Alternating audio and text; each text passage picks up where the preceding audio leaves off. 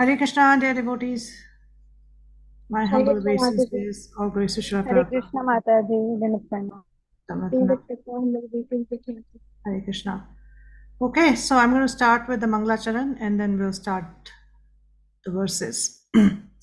ॐ ज्ञानतिमिरन्धस्य ज्ञानाञ्जनशलाकया चक्षुरुन्मिलितं येन तस्मै श्रीगुरुवे नमः श्रीचैतन्यमनोभीष्टं स्थापितं येन भूतले स्वयं रूपा कदा मह्यं ददाति स्वपदान्तिकं वन्देऽहं श्रीगुरौ श्रीयुतपदकमलं श्रीगुरून् वैष्णवांश्च श्रीरूपं साग्रजातं सहगणरघुनाथान्वितं तं सजीवं साद्वैतं सावधूतं परिजनसहितं कृष्णचैतन्यदेवं श्रीराधाकृष्णपदान् सहगणललिता श्रीविशाखान्वितांश्च हे कृष्ण करुणा सिन्धो दीनबन्धो जगत्पते गोपेश गोपिकान्त राधाकान्त नमोऽस्तु ते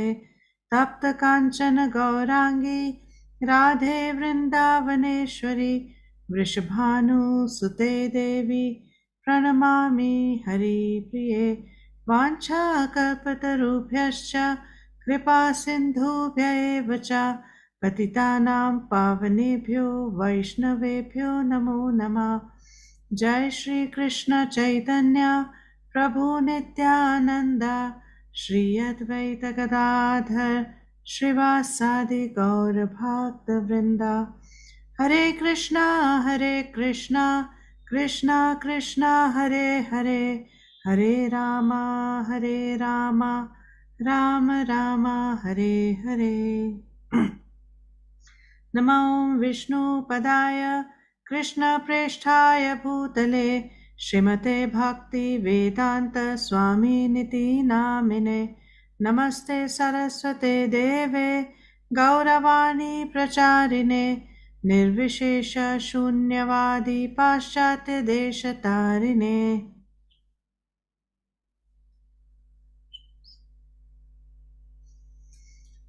Okay, so we have covered till the 12th verse of 7th chapter. So we saw yesterday that Krishna starts talking about how we can perceive him in this material world. And he starts this chapter by telling Arjun that you please hear very carefully, hear. And we discussed how Shravanam is the starting point for our devotional service. Shravanam is the most important thing. So now we are starting with the 13th verse. Let me just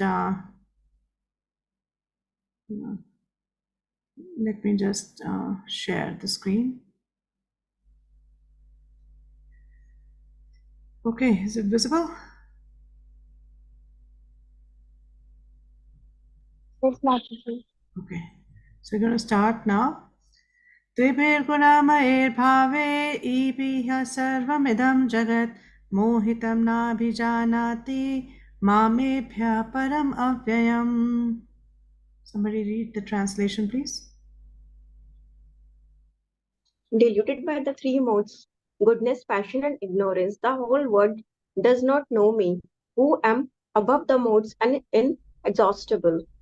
Thank you. So we discussed yesterday in the 12th verse, Krishna says something similar. He says that the three modes are manifested by my energy, and I'm in one sense everything, but I'm independent. I'm not under the modes of material nature, but they are under me. They are within me. So now he's saying that because everyone is deluded by the three modes of nature, whoever is a conditioned soul in this material world is deluded by the three modes of material nature. He's saying the whole world does not know me, who am above the modes and inexhaustible. Because they're deluded by the modes of nature, and since I am beyond the modes, they don't really understand me. They don't come to know me. So we'll just see. Prabhupada has given a very beautiful purport. So we'll read from the purport and then discuss. Yeah, somebody can read this paragraph, please. Every living entity under the influence of material nature has a particular type of body and a particular type of psychological and biological activities accordingly. There are four classes of man functioning in the three material modes of nature, and those who are purely in the mode of goodness are called Brahmanas. Those who are purely in the mode of passion are called Kshatriyas, and those who are in the mode of both passion and ignorance are called Vaishyas. Those who are completely in ignorance are called Shudras, and those who are less than that are animals or animal life. However, these designations are not permanent. I may either be a Brahmana, Kshatriya, Vaishya, or whatever. In any case, this life is temporary. But although life is temporary, and we do not know what we are going to be in the next life, by the spell of this illusionary energy, we consider ourselves in terms of this bodily conception of life, and we thus think that we are American, Indian, Russian, or Brahmana, Hindu, Muslim, etc. And if we become entangled with the modes of material nature, then we forget the Supreme Personality of Godhead who is behind all these modes. So Lord Krishna says that living entities deluded by these three modes of nature do not understand that behind the material background is the Supreme Personality of Godhead. Thank you. So here, Prabhupada is explaining that we carry so many different designations, because of the modes. Depending on the modes, we have different designations in this material world. But these are all temporary. These are not permanent. The only permanent designation that is there is what? What is the permanent designation? Yes, Prabhu. Our relationship with Krishna. And what is that? We are as a servant and he is a servitor. Wonderful.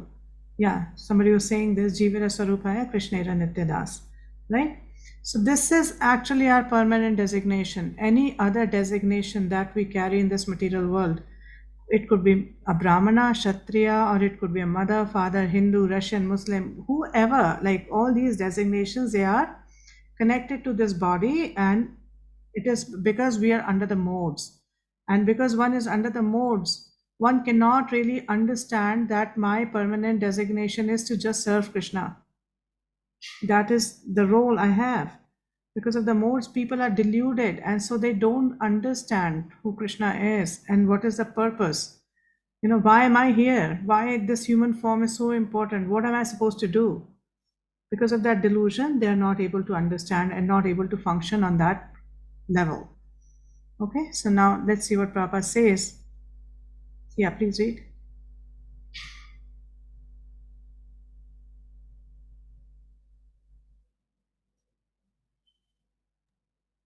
Those who are in the modes of the patience and ignorance, and even those who are in the mode of goodness cannot go beyond the impersonal Brahman conception of the absolute truth. They are bewildered before the Supreme Lord in his personal feature, which possesses all beauty, opulences, knowledge, strength, fame, and renunciation. When even those who are in the goodness cannot understand what hope is there for those in the patient and ignorance. Krishna consciousness is transcendental to all these three modes of material nature, and those who are truly established in Krishna consciousness are actually liberated. Yeah, thank you. So Prabhupada is explaining that even if one is in goodness, in this material world, if one is primarily in goodness, still that's not enough. If one is in goodness, one would be more, regulated, and one would be sense controlled. But it does not make one a devotee. It just helps you to become a devotee. It is a good basis, good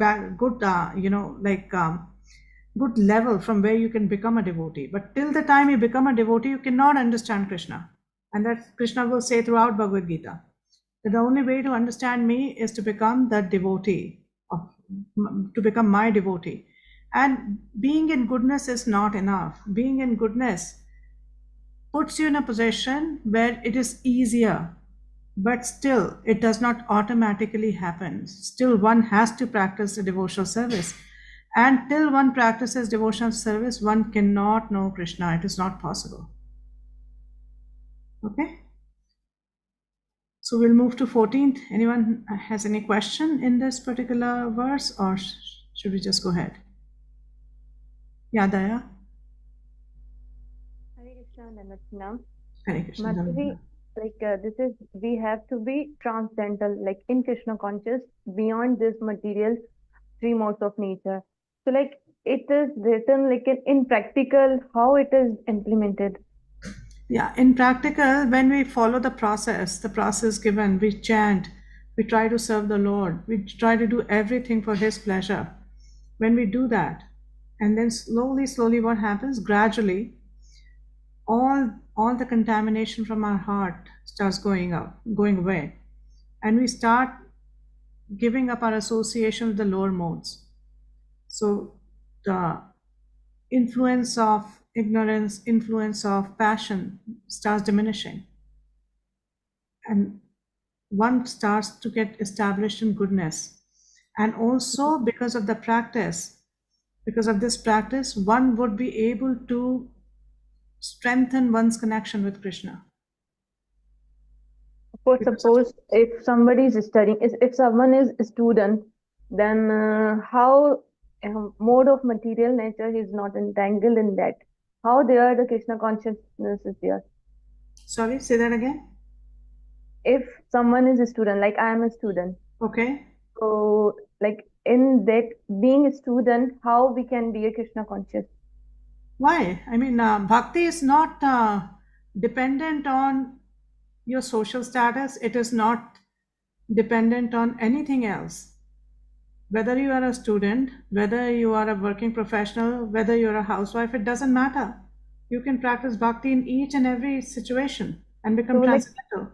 my question is, in being in that all, how we can all time put Krishna in our conscious? Wow. Okay, that's a good question. Like how while studying, how can I be conscious of Krishna? Is that your question? Yes, that's the question. Yeah. So Krishna is telling us how to see him in this material world, how to see him, perceive him around us. And when we this you will learn more in Nectar of Devotion, but we can discuss it briefly here. So pure devotion service is defined as Anyabhilashita Shunyam Gyan Karmadi Navritam. So Anukulen Krishna Anushilanam Bhaktir Uttama. So what is one supposed to do? One is supposed to be favorably inclined towards Krishna. Anukulen. One should have this intent to please Krishna. That I want to please you, Krishna. I don't want to do anything which is not pleasing to you. And following in the footsteps of our previous acharyas, of our gurus, then we learn how to do that. And then we slowly come to the platform where we start to practice pure bhakti. Pure bhakti means that bhakti is my only goal and bhakti is the only process. My goal is only bhakti, nothing else. I may have many secondary goals, but my primary goal is one. I may have secondary goals that I want to do well in my exams, or some secondary goals may be there, but primary goal should always be bhakti, and we should not depend on any other process except for bhakti to get there.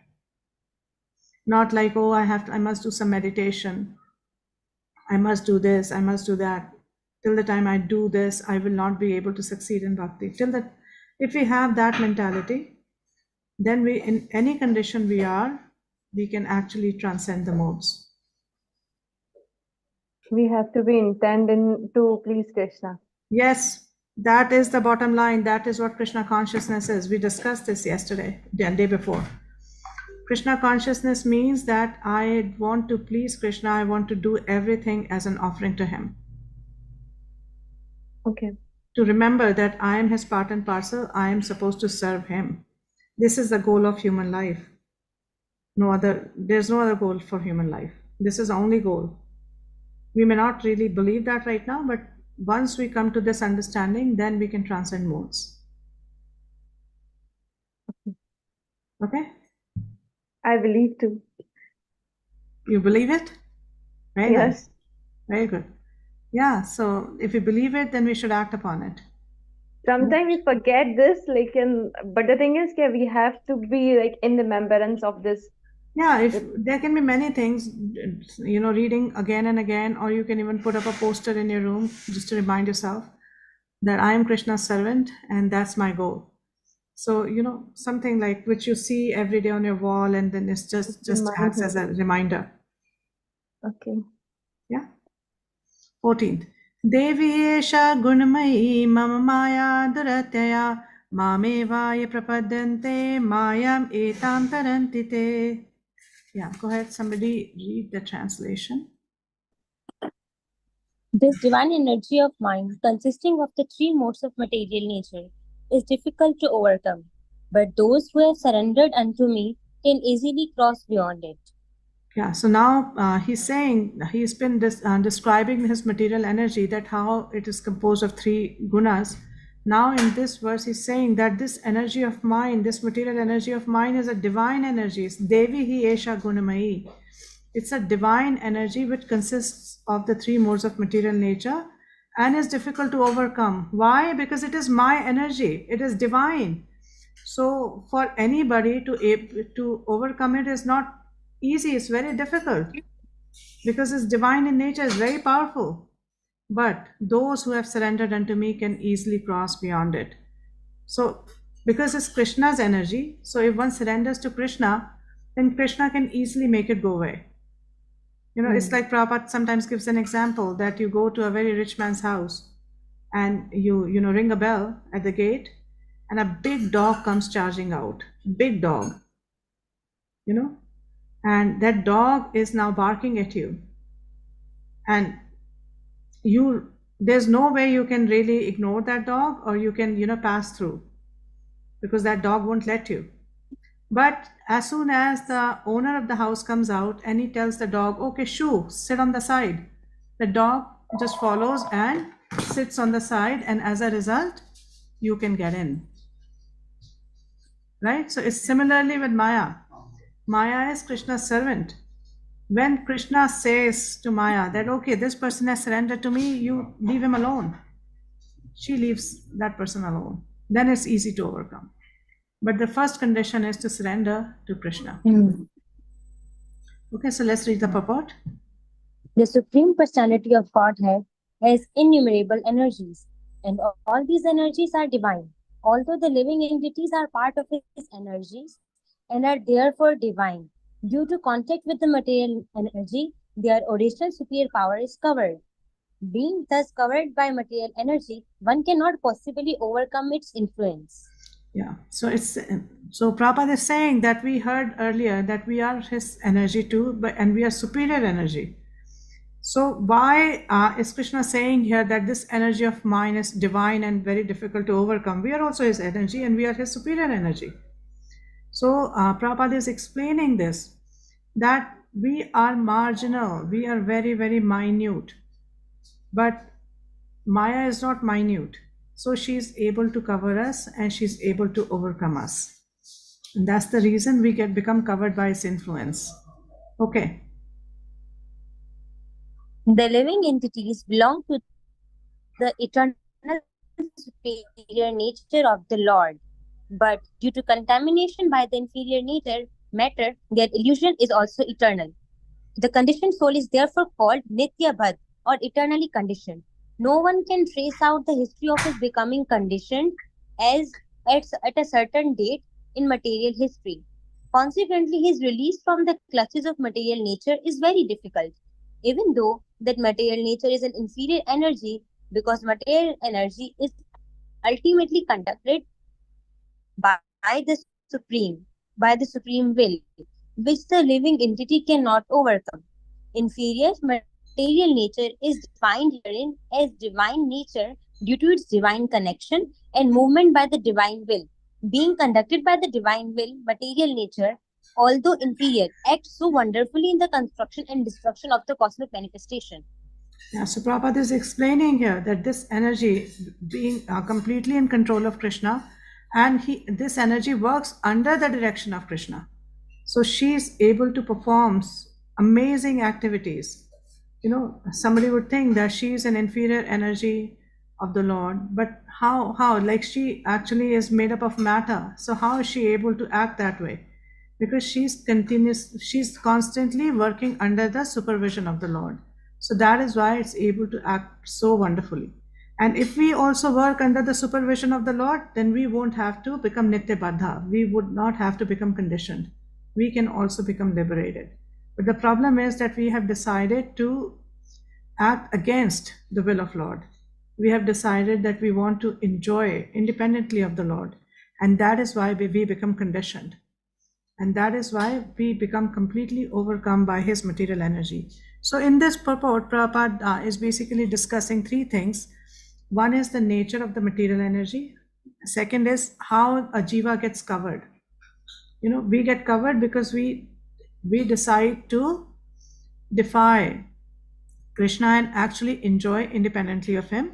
And how can jiva get out of this influence? So even in the translation, Krishna is explaining that one who surrenders to me, then I completely take charge of that person, and that way that person can get out of the influence of material energy. So that is the requirement. So this Prabhupada will also say, hold on, let's read this and then we'll discuss. Another meaning of guna is rope. It is to be understood that the conditioned soul is tightly tied by the ropes of illusion. A man bound by the hands and feet cannot free himself. He must be helped by a person who is unbound.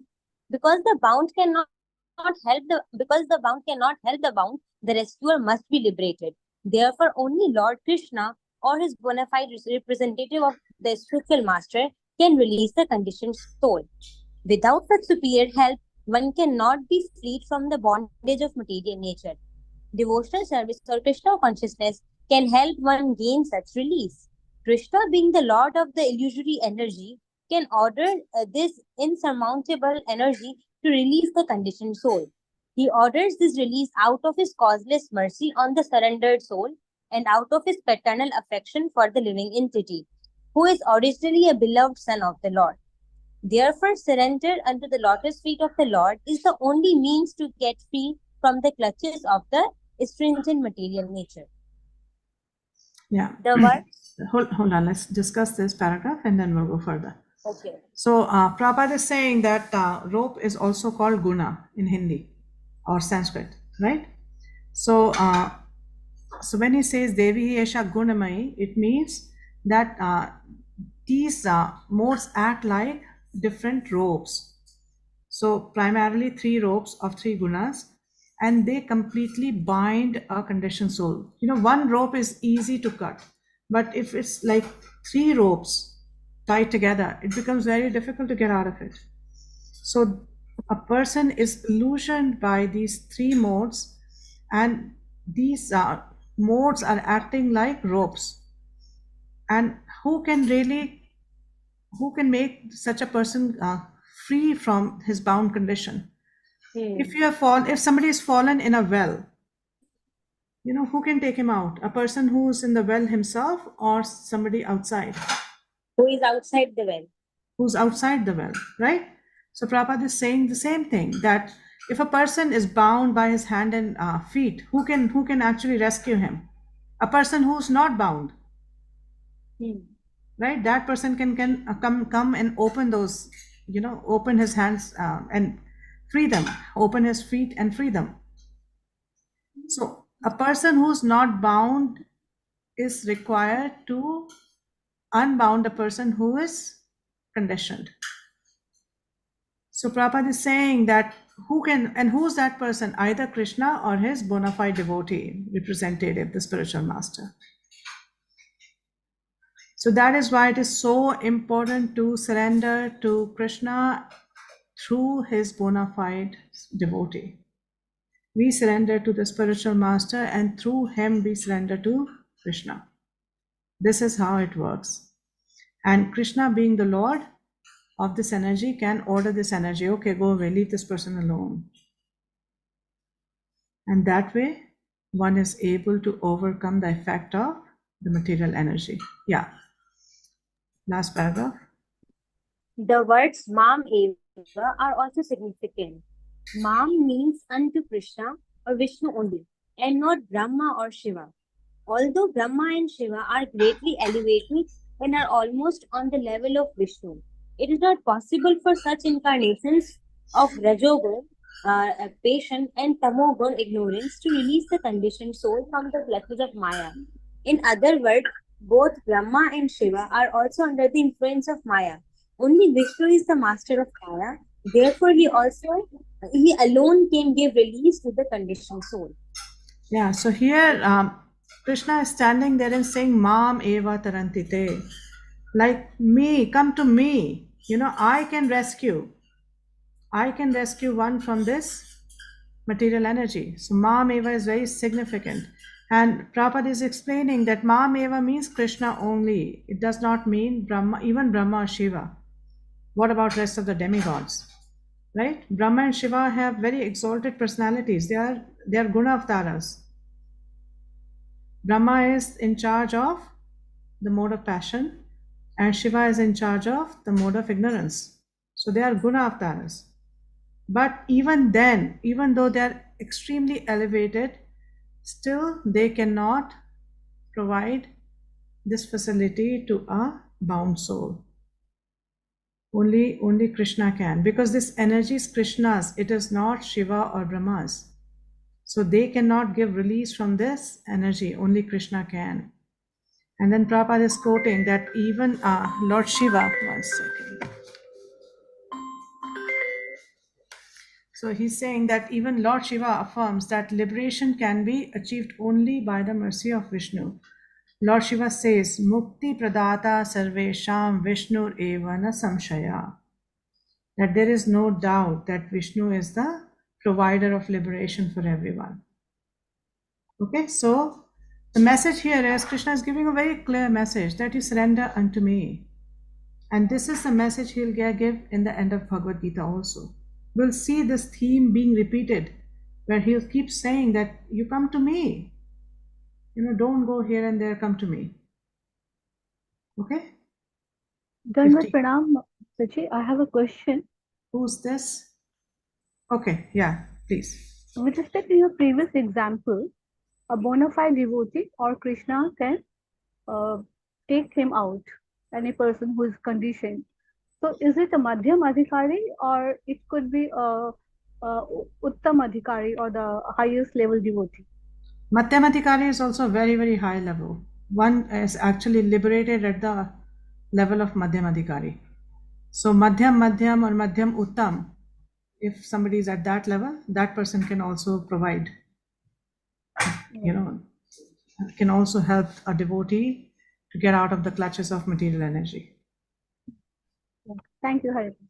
Hare Krishna. Prabhu, Hare Krishna, Mataji. Please accept my humble obeisance. please accept mine. Mataji, here in the purport, it's been mentioned that Lord Brahma and Shiva are under the influence of Maya. But earlier we know that for the living entities, Maya's works, right? In the purport itself, it's stated that the divine energy of mind is very difficult to overcome. So how Lord Brahma and Lord Shiva is also under the influence of Maya? Under the influence of Maya means that they sometimes get bewildered. They sometimes get bewildered. Right. And in the 10th canto, we'll read about Brahma Vimohan Leela. Brahma Vimohan Leela, yes, Mataji. Yeah. And also Shivji gets, in 8th canto, we read about Mohini Avatar and how she bewilders even Shivji. So their bewilderment is not like our bewilderment. Their bewilderment is transcendental, but still, Krishna never gets bewildered. But these entities, because they are presiding deities of modes of passion and modes of ignorance, so Prabhupada says that sometimes a tinge of these modes can affect them. So they can get bewildered. And that's what is being referred to here. Okay? Okay, thank you, Mataji. Text 15. Namam dushkritino mudha prapadante naradhama maya pretagyana asuram bhava mashita. Somebody read. Those miscreants who are grossly foolish, who are lowest among mankind, whose knowledge is stolen by illusion, and whose partake of the static nature of demons, do not surrender unto me. So in the previous verse, he talked about that this divine energy of mind is very difficult to overcome, but one who surrenders can easily overcome it, right?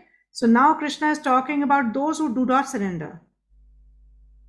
Somebody may ask, okay, if everybody came to know that, then why would they not surrender? So now he's telling that there are some foolish, grossly foolish people, and lowest among mankind, Maya Pritgyana, and also Asuram Bhavam Ashita. These kind of people do not take shelter of me. They do not surrender. It's a long purport, but the whole purport is very, very amazing. So we'll try to read the whole purport, but we'll go paragraph by paragraph and start discussing. Yeah, go ahead.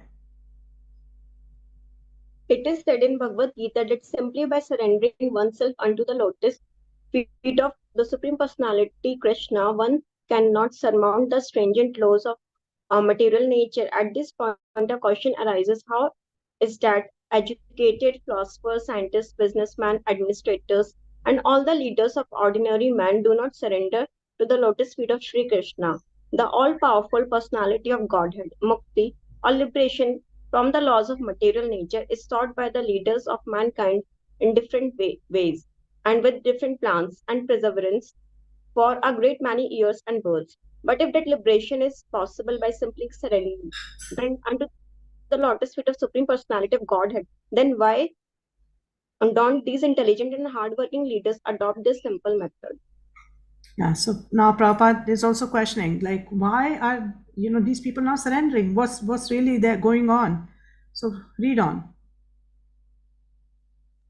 The Gita answers this question very frankly. Those really learned leaders of society like Brahma, Shiva, Kapil, Kumaras, Manu, Vyas, Devala, Ashita, Janak, Prahlad, Bali, and later on Madhvacharya, Ramanujacharya, Sri Chaitanya, and many others who are faithful philosophers, politicians, educators, scientists, etc., surrender to the lotus feet of Supreme Person, the all-powerful authority. Those who are not actually philosophers, scientists, educators, administrators, etc., but who pose themselves as such for material gain, do not accept the plan or path of the Supreme Lord. They have no idea of God and they simply manufacture their own worldly plans and consequently complicate the problem of material existence in their vain attempt to solve them. Because material energy, nature is so powerful, it can resist the unauthorized plans of the atheist and baffle the knowledge of planning commissions. Thank you. Wait. So here Prabhupada is answering this, that actually, who are the learned scholars? We normally see in the society that there are some learned scholars, there are learned, scientists who defy God or who don't believe in God or who are atheists, or, we normally see that. But Prabhupada here is saying that actually the actual learned leaders of the society are Lord Brahma. He is the creator, Lord Shiva, Kapila, the Kumaras. These are the people who are actually learned leaders, and they all believe, they all surrender to the lotus feet of the Lord. But these fools who pose as philosophers, who pose as scientists, who pose as educators, don't really surrender because they have no idea what's going on. They don't understand. They are simply busy manufacturing their own philosophies, their own ideologies, and they are giving different kind of solutions to the problems of this material world and failing miserably. And that is what is happening. Yeah, go ahead. The atheistic plan makers are described herein by the word dushkritana or miscreants. Kriti means one who has performed meritorious work. The atheist plan maker is sometimes very intelligent and meritorious also, because any gigantic plan, good or bad, must take intelligence to execute. But because the atheist brain is improperly utilized in opposing the plans of the Supreme Lord, the atheistic plan maker is called dushkriti, which indicates that this intelligence and efforts are misdirected. Thank you. So Prabhupada is saying here that the atheistic, these philosophers, these educationists, they are intelligent. I mean, a lot of them have a lot of intelligence, and even those scientists who are able to invent different things, they're intelligent. But what are they using that intelligence for? For opposing God, not really using that intelligence to surrender to God. So actually, all that intelligence that has been provided to them is misdirected because they are not really using it the way they should be using it. And that's why Krishna names such kind of people as dushkriti, that these are the people who are not ready to surrender. They are performing all kind of wrong deeds. They are actually not doing anything to help the human race. They are not doing anything to help everyone reach the goal of human form of life. They are only making things complicated. Okay, go ahead, read this whole paragraph. In the Gita, it is clearly mentioned that material energy works fully under the direction of the Supreme Lord. It has no independent authority. It works as the shadow moves in accordance with the movements of the object. But still, material energy is very powerful, and the atheist, due to his godless temperament, cannot know how it works, or nor can he know the plan of the Supreme Lord. Under illusion and the modes of passion and ignorance, all his plans are baffled, as in the case of Hiranyakashipu and Ravan, whose plans were smashed to dust, although they were both materially learned as scientists, philosophers, administrators, and educators. These kritinas or miscreants are of four different patterns as outlined below. Yeah, so Prabhupada is saying that we have seen the example of Hiranyakashipu, we have seen the example of Ravana. Ravan was considered extremely knowledgeable. He was a pandit, he was extremely knowledgeable. Yet, because he did not surrender, he did not believe in the plan of the Supreme Lord, and he was completely under illusion, he decided to take over the internal energy of the Lord and exploit her. So that is the reason they did not succeed. They actually failed miserably. So now Prabhupada is going to outline, because Krishna uses the four words. Krishna in the shloka uses four words. He uses words Muda, Naradhama, Maya, Aprit Jnana, and Asaram Bhavam Ashrita. These are the four categories. Okay, so now Prabhupada in his purport will start explaining each and every category. So we will read the whole category once, and then we will discuss that category and move on. Yeah. The Mudas are those who are grossly foolish, like hardworking beasts of burden. They want to enjoy the fruits of their labor by themselves and so do not want to part with them for the Supreme. The typical example of the beast of burden is the S. This humble beast is made to work very hard by his master. The S does not really know for whom he works so hard day and night. He remains satisfied by filling his stomach with a bundle of grass, sleeping for a while under fear of being beaten by his master, and satisfying his sex appetite at the risk of being repeatedly kicked by the opposite party. The sings poetry and philosophy sometimes, but this braying sound only disturbs others. This is the position of the foolish, creative worker who does not know for him whom he should work. He does not know that karma action is meant for sacrifice. Thank you. So the first category is Mudha. So Prabhupada is actually saying that Mudha, the best example of Mudha is an ass. An ass. We see that an ass works a whole day. The master actually keeps loading different things on an ass, and the ass keeps working the whole day, thinking that if I work, I'm going to get some grass to eat. So Prabhupada says he's so stupid that grass is there for free. He doesn't have to work to get the grass. Grass can be had for free. But just for a few bundles of grass, he is willing to work day in and day out. And similarly, we see in this material world, there are a lot of people who like to call themselves as workaholics, who keep working, who work so hard day in and day out. Work so hard for what? For satisfying what? Satisfying their appetite. How much can you eat? Even if you make billions of dollars, how much can you really eat? What can you really do with so much money? But people have this wild notion and they keep working. And Prabhupada is saying this, that this ass, he does not know that human form of life is meant for yagya. We read in the 3rd chapter, right? That human form of life is meant for yagya. Does not know that, and as a result, he wastes his entire life. And sometimes, Prabhupada likes to give this example that when we encounter such people and we invite them to the temple, that please come for the program, please come for the temple visit. They say, oh, I have no time. I have no time. I'm working so hard, I have no time. So he says, working hard for what? Working hard for what? If you don't understand the goal of human form of life, then all that hard work is what? It's just shram evahi kevalam, wasted effort. Because at the end of the life, what will happen?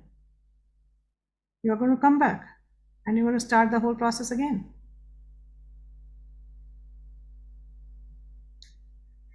Now let's read the second category, which is Naradhama. Another class of Dushkriti or miscreant is called the Naradhama, or the lowest of mankind. Nara means human being, and Adama means the lowest. Out of the 84 legs different species of living being, there are 4 legs human species. Out of these, there are numerous lower forms of human life that are mostly uncivilized. The civilized human beings are those who have regulative principles of social, political, and religious life. Those who are socially and politically developed but who have no religious principle must be considered Naradmas.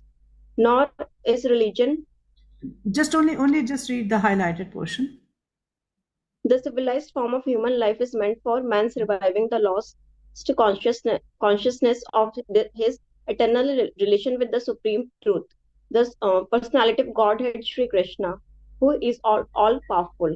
Whoever loses this chance is classified as a Naradhma. Read this paragraph also. It is the duty of the guardian of children to revive the divine consciousness dormant in them. The 10 process of reformatory ceremonies as enjoined in the Manusmriti, which is the guide to religious principle, are meant for reviving God consciousness in the system of Varnashram. However, no process is strictly followed now in any part of the world, and therefore 99.9% of the population is Naradhama. The lowest among human beings can be delivered by this submissive hearing process only, but unfortunately, they even refuse to give an oral reception to these messages. And what to speak of surrendering to the will of the Supreme Lord? Naradmas, or the lowest of mankind, will fully neglect the prime duty of the human being. Thank you. So this second category is Naradhama, means lowest of mankind. These people may be very socially, politically active and developed. They could be at very high social positions, very high political positions, but they have no idea of any religious principle. They have no idea of anything to do with devotional life, and they completely neglect it. Completely neglected. They are so busy thinking about the society, they are so busy thinking about politics, that they completely reject it. So Prabhupada is saying that these are Naradhama. They have this opportunity, they have this intelligence to actually take up the cause, take up what is important for human form of life, but they don't do so. So they are just wasting the human form of life. In Ishopanishad, such people will be referred to as Atmaha, killers of the soul. That this human form of life is meant to revive one's consciousness, lost consciousness. But instead of doing that, they are actually using this human form of life to get some social position, to get some political position, and not really worry about what will happen to them after this life. Where will they go? No such inquiry. And sometimes Prabhupada even says that those who take up Krishna consciousness, a lot of times we see people, come to Krishna consciousness, they hear classes for a few weeks, they chant for a few months, and then they leave.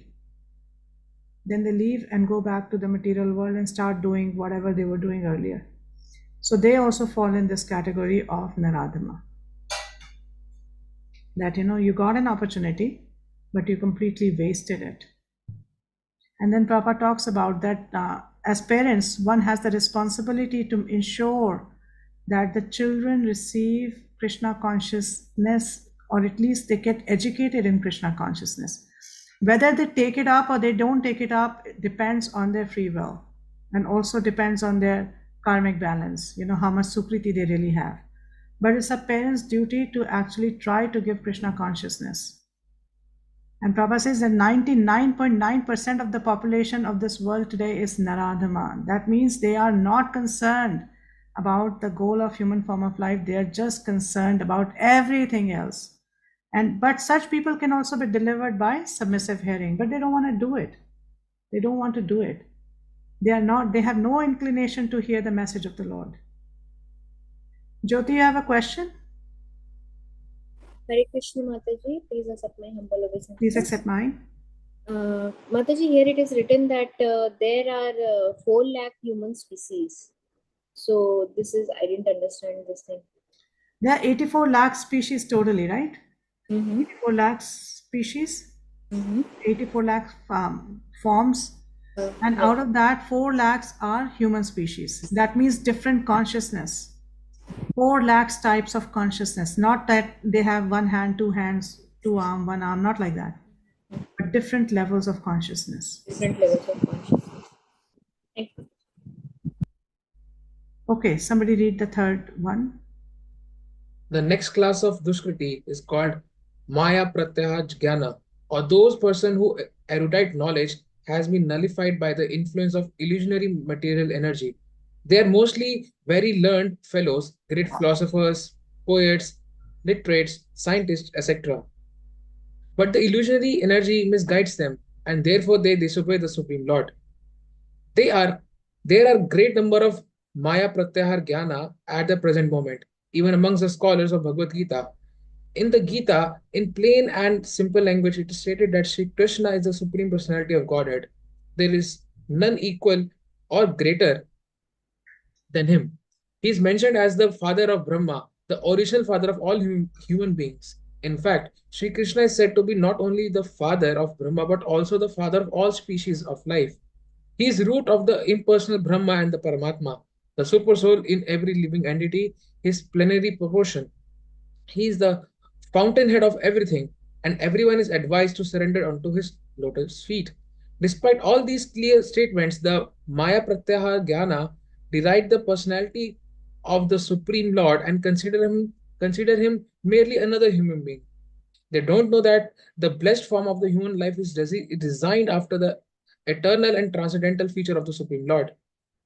All the unauthorized interpretations of Gita by the class of Maya Pratyahar Jnana outside the preview of the Parampara system are so many stumbling blocks on the path of spiritual understanding. The deluded interpreters do not surrender unto the lotus feet of Sri Krishna, nor do they teach others to follow the principle. Thank you.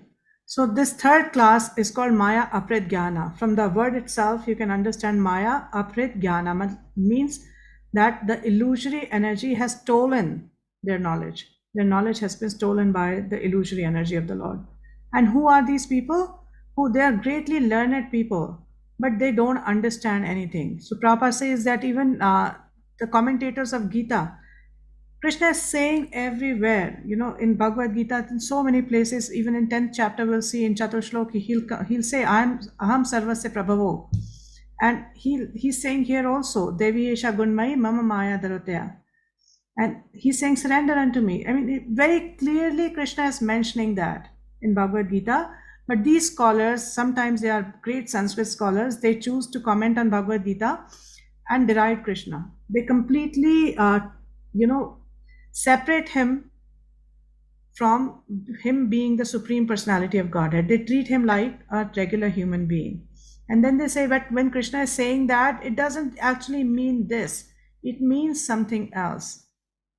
So they give their own interpretations and take Krishna, the Supreme Personality of Godhead, completely out of the picture. So, why do they do that? Because they have not surrendered to Krishna, and as a result, they are completely misguided by his illusory energy. Okay? Now, fourth class.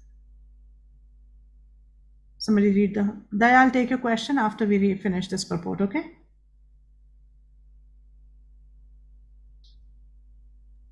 The last class of Dushkriti is called Asuram Bhavam Ashita, or those of the demonic principles. This class is openly atheistic. Some of them argue that the Supreme Lord can never descend upon this material world, but they are unable to give any tangible reason as to why not. There are others who make him subordinate to the impersonal feature, although the opposite is declared in the Gita. Envious of the Supreme Personality of Godhead, the atheist will present a number of illicit incarnations manufactured in the factory of his brains. Such persons whose very principle of life is to declare the personality of Godhead cannot surrender unto the lotus feet of Shri Krishna. Thank you. So the fourth category is Asaram Bhavam Ashrita. That means they have the mentality of an asur, a demon. And what is that mentality? That they are openly atheistic. Either they say, oh, well, there is nothing called God. This is all done by material nature. Or sometimes they'll say, everything happened by chance. You know, that there was a big bang and then everything came into being. And sometimes these people may be those who say that, well, the Supreme Personality of Godhead has no personality, has no form. Because they are envious. They cannot see that, Krishna is the Supreme Personality of Godhead. They cannot accept that there's somebody who's supposed to be all powerful, who's supposed to be the controller, the maintainer, the proprietor of everything, the supreme enjoyer. Since they want to be that, so they don't want to give that position to Krishna. They're always in competition with Krishna. And Prabhupada uses such a beautiful line. He says, they present a number of illicit incarnations manufactured in the factory of his brain. That, they just start considering somebody. They see something in somebody and they start considering, oh, he's also an incarnation of God. So in Kali Yuga, there are so many incarnations of God, so many. And these incarnations are manufactured in somebody's, in the factory of somebody's brain. They are not in the Shastra, but some people just manufacture these incarnations, present them as incarnations, and then try to fool the people. They cannot, they cannot benefit themselves and they cannot benefit those who follow them. So these are the four kind of people who do not surrender. Daya, now is your question still there? Hare Krishna, yes, question is there. Mataji, like in third, we said the person are reading Bhagavad Gita and not interpreting correctly. So, like, what's the reason not interpreting? He is not devotee, that's why he's not doing correct interpretation. So, like, how someone by reading Bhagavad Gita one can become devotee? One can't become devotees, or one can become devotee? Can be. You're saying how by reading Bhagavad Gita?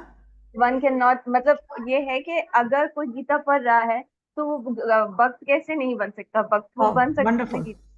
Such a nice question, and it's because of Prabhupada's mercy that we think like this. It is completely Prabhupada's mercy that we think like this, because if Prabhupada had not given this purports to us, we could have also been misguided by other people's commentaries. And that's why Prabhupada says in the preface of this book that, or maybe it's introduction, where he says that when Prabhupada wrote this, wrote this commentary, there were already 700 editions of Bhagavad Gita in existence. And he says that one may question that why do you need to write another one? There are already 700 editions. But he says none of them were bona fide. Why? Because Krishna himself says, Bhaktya Mama Vijanate. I am known by devotees. So if somebody is not a devotee, they cannot really understand Krishna. And by being devotee alone is not enough. That devotee has to come in the disciplic succession, originating from Krishna. When a disciplic succession originating from Krishna is there, then you get the knowledge as it's meant to be. And then when one reads Bhagavad Gita, one is not bewildered. One can see things as they are. This is, this question alone tells us how fortunate we are that we have studied Bhagavad Gita under the shelter of Prabhupada, so there is no scope for any misinterpretation. Okay? Jyoti? Hare Krishna, Mataji. Mataji, I had question related to that CBA, question number 5. Can I ask that? I was Okay, not I very. haven't really seen your, I haven't really seen it, I but have ask. the question options. I have it with me. Like I have so I can read the question. Okay. The question was exactly why is it that killing of animals in sacrifice not considered an act of violence? So in that 4 options were there.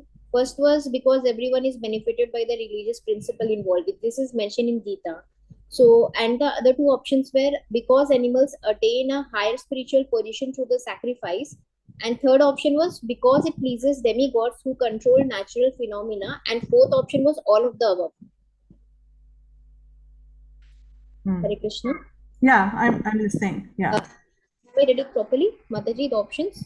The first one is because it's according to religious principles, is it? Yes. First one was it is benefited by the religious principles. Second was animals attain a higher spiritual position through the sacrifice. And the third option was it pleases demigods who control natural phenomena. And fourth option was all of the above. According to me, I don't remember this purport very clearly. I'll have to go back and read it. But according to me, it should be because the animal achieves a higher position. Actually, Mataji, the answer is here. The correct answer is because everyone is benefited by the religious principle. Could be that also. Could be that also. So, yeah. So exactly my question was because in the Vedas it is mentioned, no, like some animal sacrifices are like pleases demigods, like for demigods like Kalima, they sacrifice animal, and for in the Vedas it's not mentioned in the Bhagavad, like it is mentioned in the Vedas. So Yeah. First thing about CBA, let me make it very clear how CBAs work. You know, all the questions are in a context. Okay. That is, if the question is being asked from a particular verse, you know, when you get the when you get the homework questions, there's a particular verse mentioned. Yes. So you have to stick to what's in that verse. Don't think about what's written elsewhere. This is how the CBA works, and that is how they will mark you. Yeah, this was the point I was not able to clear it out. This is how it works. Even in OBA, that's how it will work. If you have been given certain verses, you have to primarily stick to those verses. You can give some substantiation from some other places, but that should not be your primary answer. Primary answer has to be from the verses that are mentioned. Otherwise, you lose marks. And in CBA, you know, you may have the right logic and everything, but if it's not in the context, you will not get marks. Thank you, Mataji. Thank you. This was actually my doubt. Yeah. Ruchita? Hare Krishna Mataji, Dandavat Pranam. Hare Krishna, Dandavat Pranam. Mataji, how can we say Duskriti in one word only? What do you mean? I mean, Duskriti is defined in 4 types, na? Yeah. Muda, Naradham. Yeah. How can we define it in just one word? Miscreant. Actually, in the CBA, it's given in 4th number that to give the English meaning of terms Duskriti and Sukriti. So how can we write it? So Dushkritana here in the word for word, there is this miscreants. That is what it is. Okay. These are 4 kinds of Dushkritana. But Dushkritana itself means miscreant. Okay. Okay? Thank you. Okay, let's go to the next shloka. Chaturvida bhajante mam jana sukritno arjuna arto jigyasurartharti jnani cha bharatarshabha. Somebody read the translation, please. Oops. Yeah. O best among the Bharatas, 4 kind of pious men began to render devotional services unto me, the distressed the desirer of wealth, the inquisitive, and he who is searching for knowledge of the absolute. So now Krishna is saying that he talked about 4 people who do not surrender unto him. Now in this next shloka, he's talking about 4 who do surrender unto him, who do come under his shelter. So he's saying the first one is a distressed person, a person who's undergoing, some problems, he's distressed.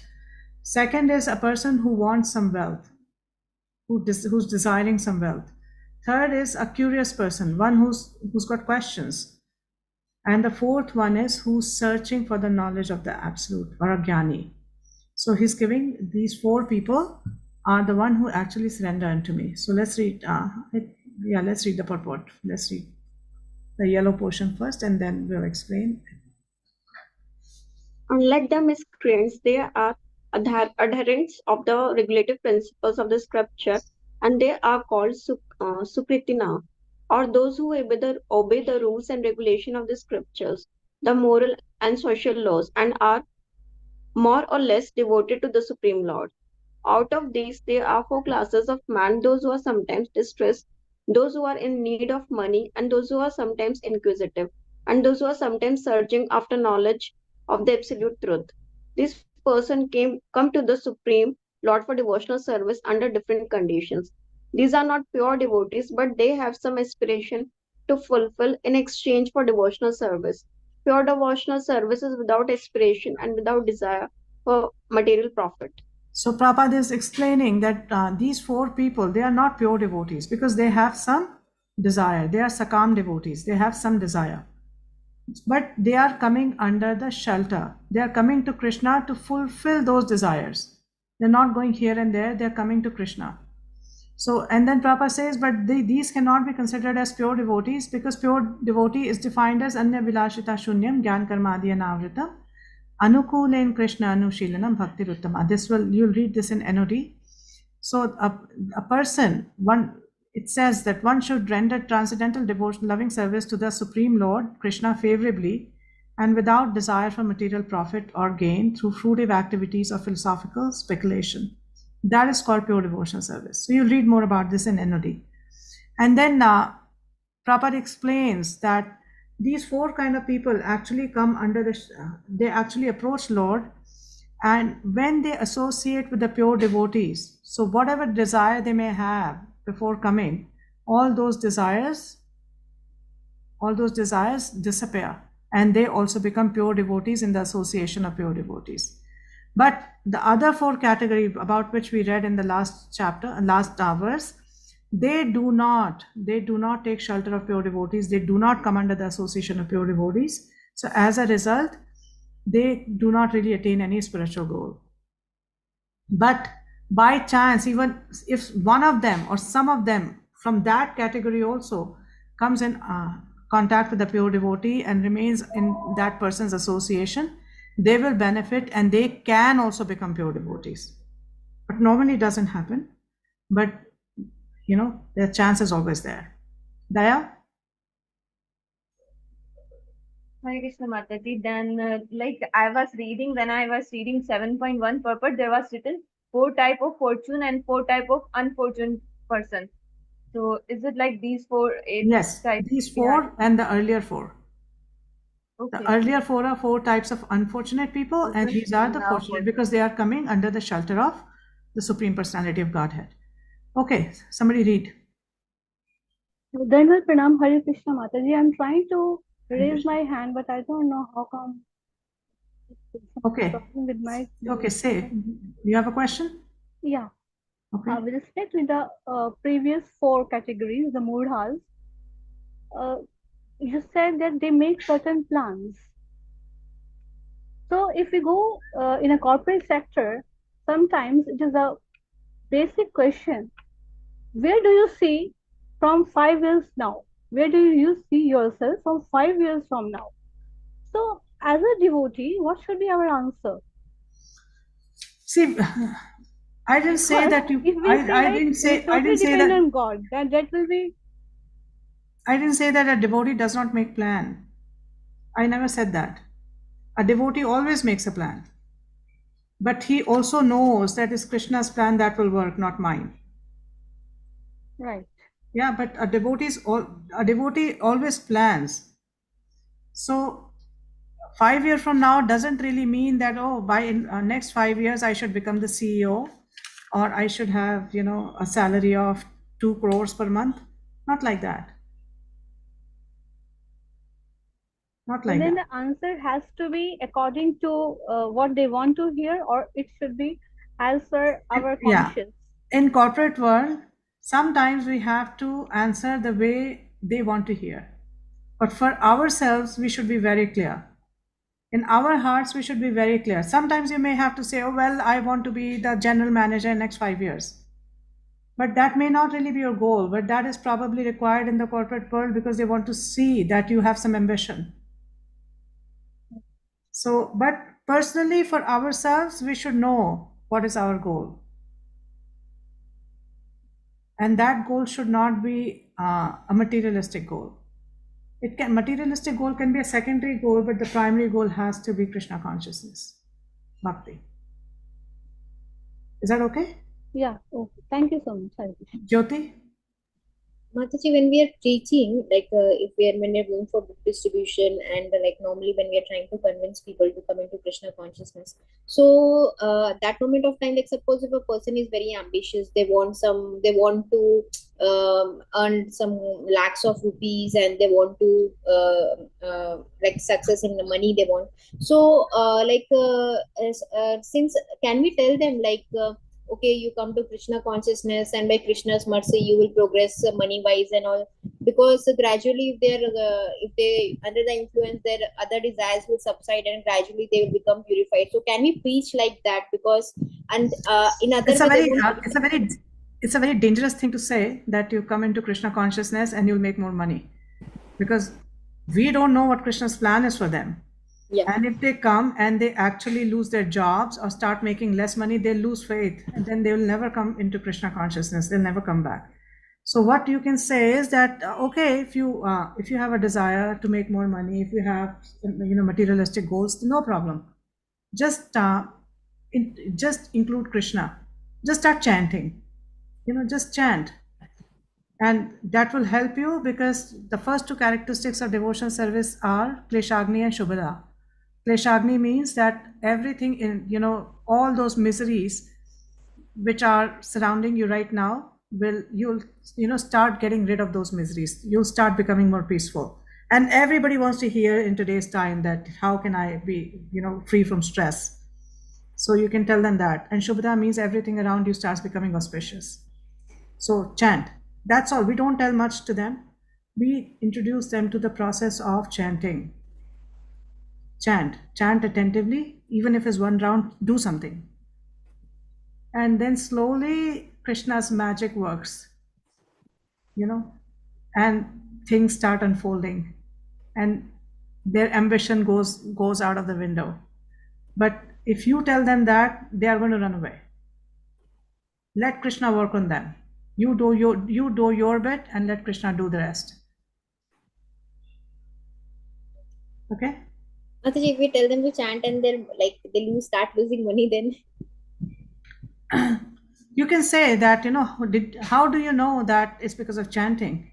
Maybe you were supposed to lose a lot more money, and now you're just losing some because Krishna is protecting you.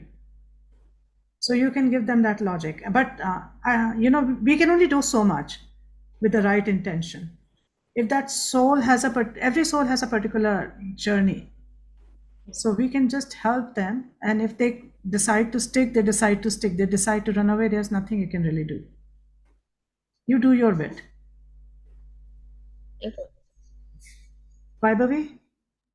Hare Krishna Mataji, please accept my humble obeisances. Please accept mine. A question related to Mataji's question. One of the incidents which I have faced with one of my devotee friend, they came into Krishna consciousness with the concept because they've been told something like this similar only, and they came very like enthusiastically, and they started doing 16 rounds and so on, so on, so on. And they used to go on Mangala and everything. They used to do everything for 6-7 months. They did it, and after like some particular time, they have started facing trouble in their life, perhaps because of their previous karmas. The person there are three people actually which I'm preaching.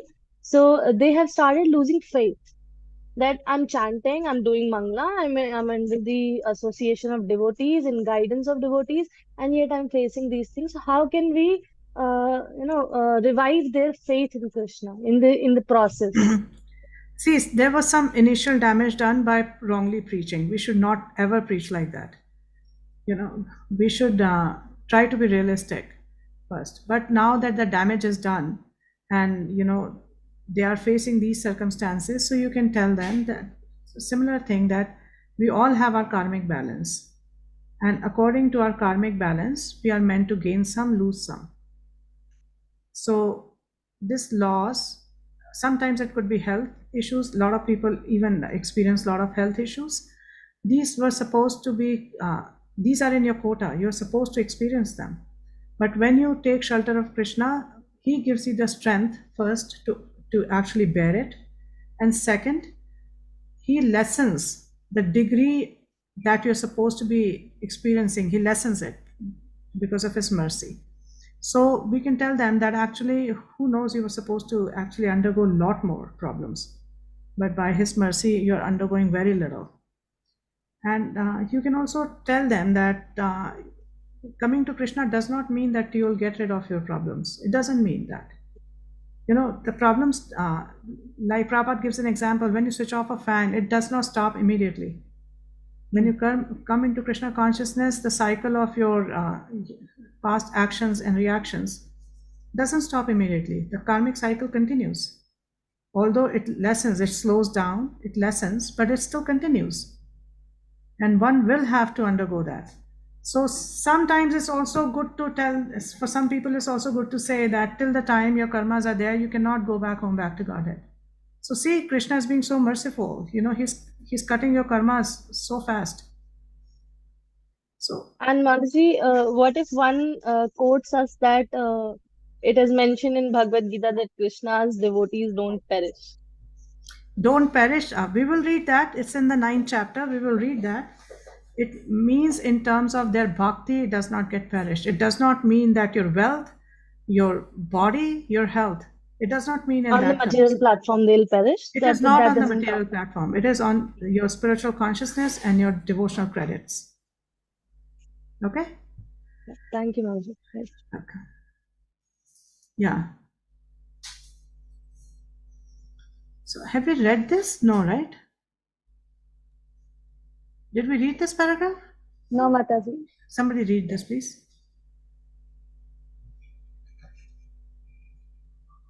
Those who are always busy with fruitive activities come to the Lord in material distress, and at the time associate with pure devotees and become in their distress devotees of the Lord. Those who are simply frustrated also come sometimes to associate with the pure devotees and become inquisitive to know about God. Similarly, when the dry philosophers are frustrated in every field of knowledge, they sometimes want to learn of God, and they come to the Supreme Lord to render devotional service and thus transcendent knowledge of the impersonal Brahm and the localized Paramatma, and come to the personal conception of Godhead by the grace of Supreme Lord or his pure devotee. On the whole, when the distressed, the inquisitive, the seeker of knowledge, and those who are in need of money are free from all material desires, and when they fully understand that material remuneration has nothing to do with spiritual improvement, they become pure devotee. Yeah, so these 4 categories, Prabhupada is explaining that all these 4 categories, out of which 3, in the next shloka, Krishna will explain that the 4th one, the Jnani, is not really a Sakam devotee. He's searching for knowledge, but he has no desire for any benefit. Like he's not looking for mitigation of his distress, he's not looking for more wealth, he's not looking for answers. He's just searching. He just wants to know who's the Supreme and how to serve him. So all these people actually become pure devotees in contact of other pure devotees. They lose their material affiliation when they come in contact with a pure devotee. So our acharyas give examples that Artha, the distressed, who's the example of a distressed devotee who came in under the shelter of Krishna? Dhruv Maharaj. He's not really distressed. He's in another category. Who's distressed? Shubham, Prabhu. Sudama. Sudama is okay. Sudama did not really want to go and approach Krishna. He just went because his wife forced him. So he's not really, and he was very happy when Krishna didn't give him anything. Prahlad Maharaj? It is actually Gajendra. Gajendra, who was very distressed, and he prayed that please relieve me, please, save me from this danger.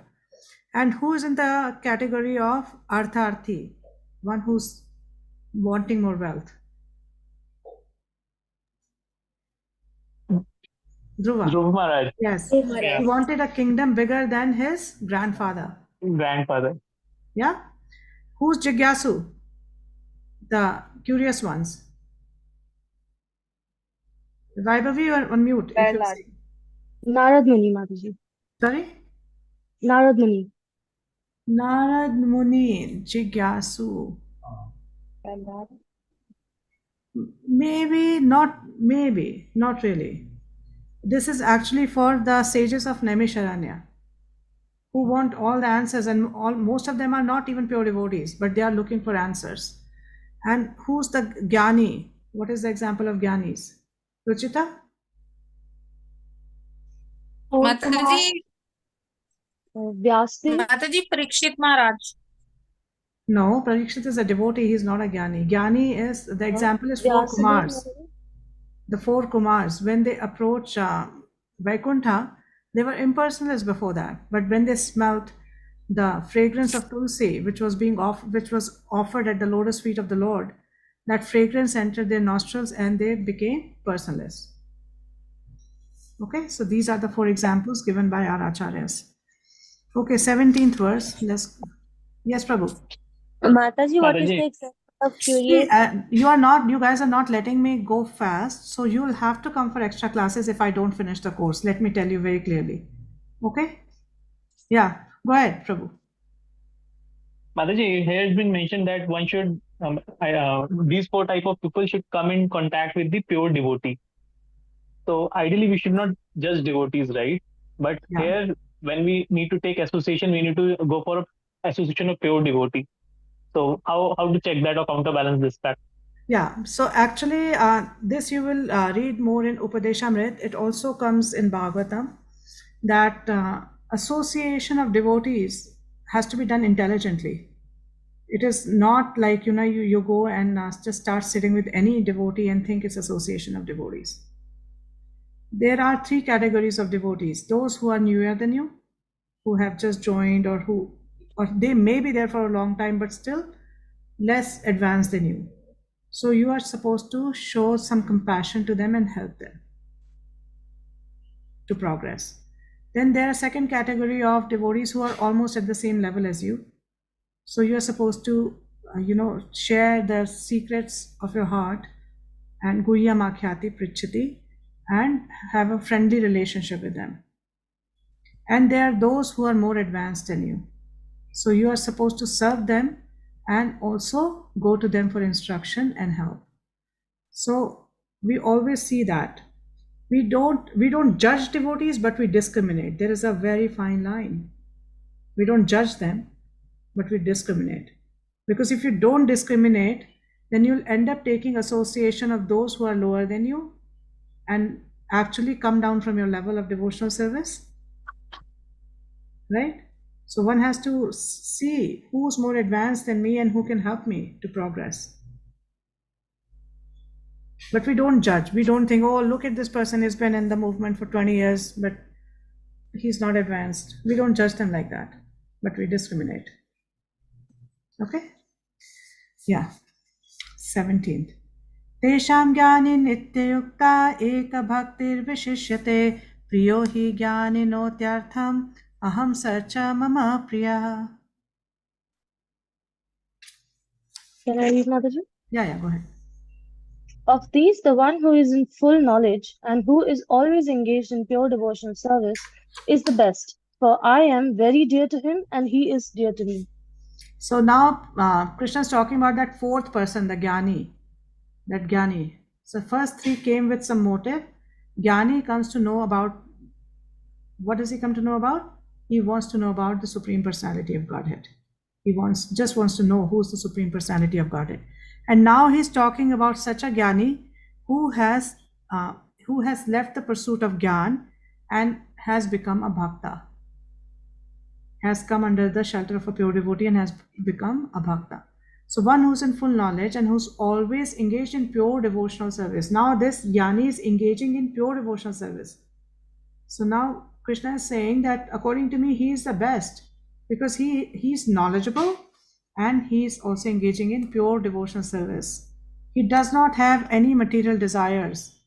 The only thing that he wants to do is serve Krishna. And for I am very dear to him and he's very dear to me. Such a person, Krishna says, is very dear to me. Because he comes to me not because of some material desire, only with a desire to serve me. No other desire. He just wants to serve me. So that person becomes very dear to Krishna. Okay, let's read the purport. This whole purport, somebody read the whole purport. It's a very nice purport. Short, nice. Free from all contaminations of material desires, the distressed, the inquisitive, the penniless, and the seeker after supreme knowledge can all become pure devotees. But out of them, he who is in knowledge of absolute truth and free from all material desires become a really pure devotee of the Lord. And of the four orders, the devotee who is in full knowledge and is at the same time engaged in devotional service is, the Lord says, the best. By searching after knowledge, one realizes that his self is different from his material body, and when further advanced, he comes to the knowledge of impersonal Brahman and Paramatma. When one is fully purified, he realizes that his constitutional position is to be the eternal servant of God.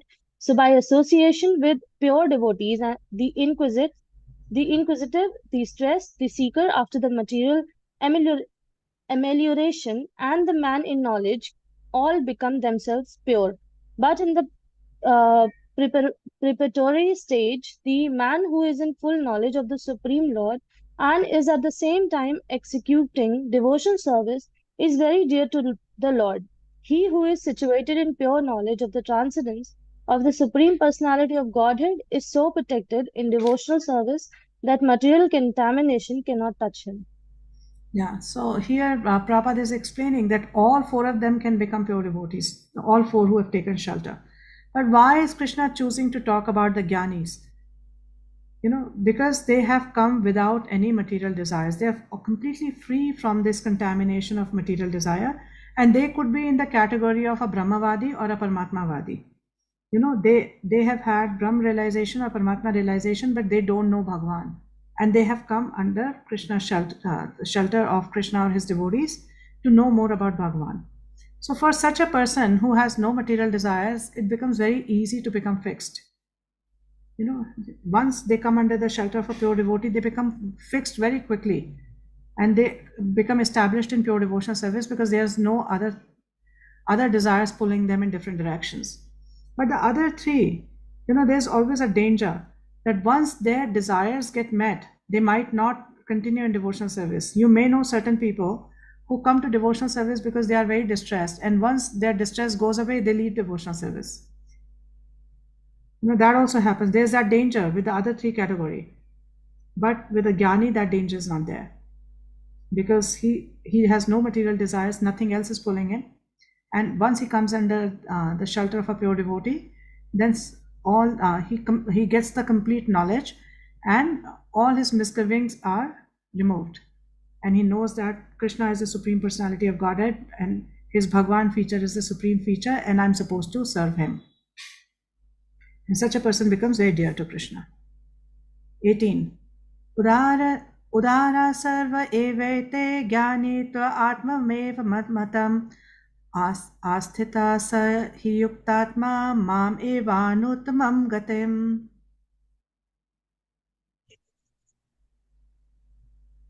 All these devotees are undoubtedly magnanimous souls, but he who is situated in knowledge of me, I consider to be just like my own self. Being engaged in my transcendental service, he is sure to attain me, the highest and the most perfect goal. So yeah, here Krishna is calling all these souls as Udar. They are very magnanimous. They have chosen to come to me.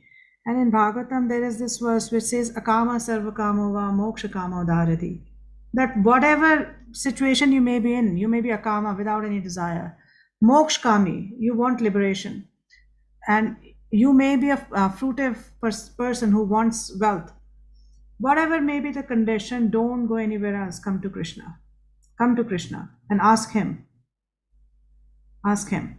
So Krishna here is saying that all these devotees are undoubtedly magnanimous souls, but one who's situated in knowledge. Who? That Jnani.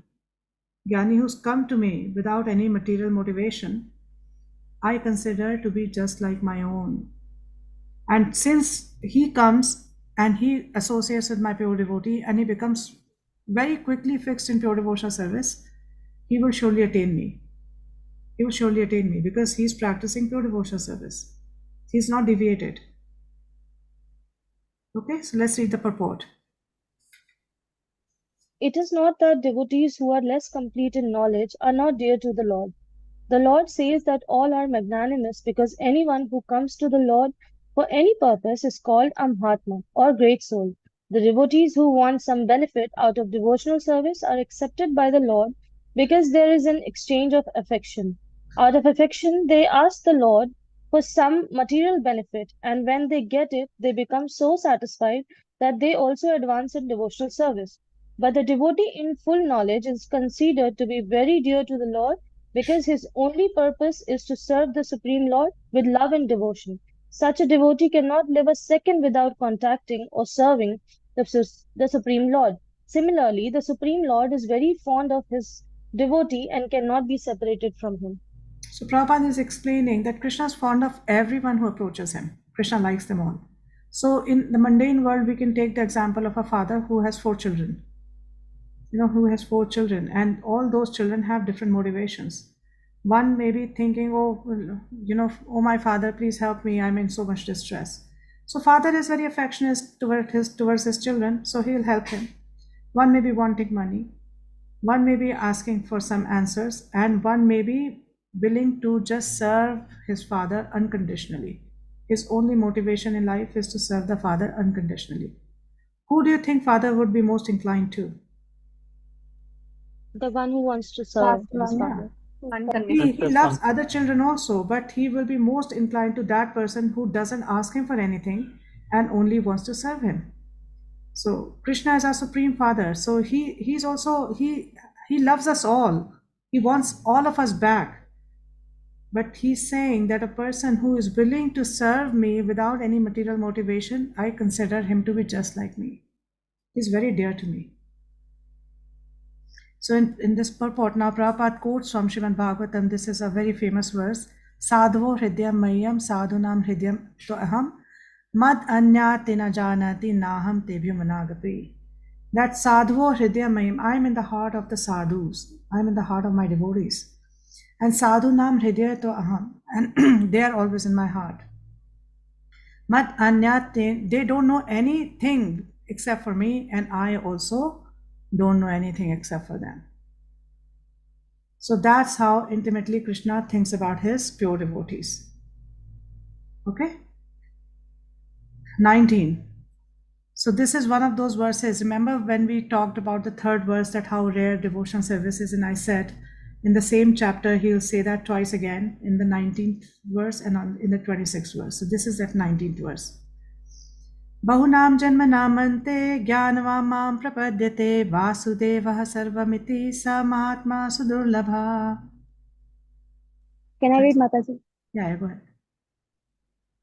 After many births and deaths, he who is actually in knowledge surrender unto me, knowing me to be the cause of all causes and all that is, such a great soul is very rare. So here he is talking about such a jnani. That jnani, how much time? Now somebody may ask, like, how long does it take a jnani to attain the position or that kind of devotion that Krishna likes? How long does it take? So he says that after many births and deaths, it takes a person to come to that platform of a jnani many births. Bahunam janmanamante, many births. After many births, a person comes to the level where he has no material desire, where he has no material desire and decides to surrender to Krishna. It takes many births. So we may wonder, oh, well, I have so many material desires, so it's going to take me many births. How many people are thinking like that? That is it going to take me many births to now come to that level? Valid, it's a valid question. But Prabhupada says that if you follow the process I have given you, you can come back in one lifetime. That is the potency of the process Prabhupada has given us. We can go back in one lifetime. We don't have to wait for many lifetimes. Okay? So let's read the purport. The living entity, while executing devotional service or transcendental rituals after many, many births, may actually become situated in transcendental pure knowledge that the Supreme Personality of God has the ultimate goal or spiritual realization. And the beginning of spiritual realization, while one is trying to give up one's attachment to materialism, there is some learning towards impersonalism, but when one is further advanced, he can understand that there are activity in the spiritual life and that these activities constitute devotional service. Realizing this, he become attached to the Supreme Personality of Godhead and surrender to Him. At such a time, one can understand that Lord Krishna mercy is everything, and He is the cause of all causes, and that this material and manifestation is not independent from Him. He realized the material world to be a perverted reflection of a spiritual variegatedness and realize that in everything there is a relationship with the Supreme Lord Krishna. Thus he thinks of everything in relation to Vasudeva or Shri Krishna, such a universal vision of Vasudeva prescribes one full surrender to the Supreme Lord Shri Krishna as the higher goal. Such surrender, great soul are very rare. So Prabhupada is mentioning that it takes many births for a person to realize that Krishna is the only goal. He is the ultimate goal. It takes many, many births. So here Krishna is making a distinction between the three other Sakam devotees and also between Agyani. He's making this distinction. So in Bhagavatam it comes that this distinction is only at the level of a sadhaka. But once they all get perfected in the association of a pure devotee, this distinction does not remain anymore.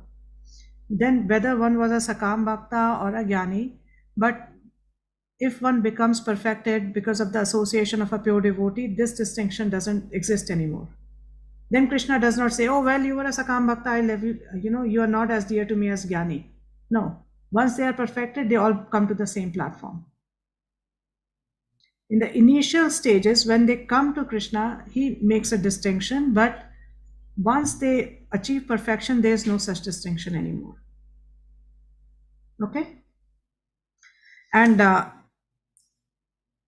so this verse can be seen in many ways. It can be seen in a way which can be depressing, and it can be seen in a way which is very hope-giving. So depressing is seeing that, like I said, that it will take me many births, to come to that platform. And also, on the other hand, it can be very hope-giving because we can realize that we are already in following the process of pure devotional service. So we don't have to worry about many births. Just by surrendering to Krishna, we can actually get it in one lifetime, the goal of human form of life. All we have to do is surrender. So we don't have to wait for many lifetimes to achieve the goal. We can achieve that goal in one lifetime. So it's also very hope-giving at the same time that we are not in this category. We are under the shelter of a pure devotee, Srila Prabhupada. So for us, our purification can happen very fast. We can achieve the goal very fast. It just depends on our receptivity. How receptive we are. Prabhupada's mercy is there for everyone in ISKCON, but how receptive we are and how much we progress in this lifetime depends on how much we take. Just like, rain falls on everything, even on a stone, on earth, everywhere. But vegetation does not happen on stones. That rainwater just slides down. Vegetation happens on fertile ground because of the receptivity of that ground, not because of the fault of the rain. Right? Do you understand? Okay. Let's go to the 20th verse. कामेस्तैस्तेर्हृत्याना प्रपद्यन्ते अन्यदेवता तं तं नियमम् आस्थाया प्रकृत्या नियता स्वया.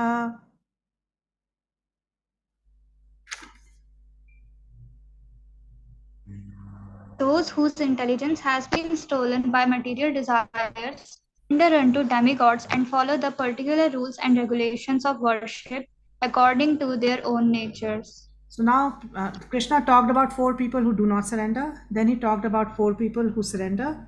And now he's talking about 4 people, about those people who surrender but not to him. This category is those who surrender but not to Krishna. So he's saying what? Those intelligence.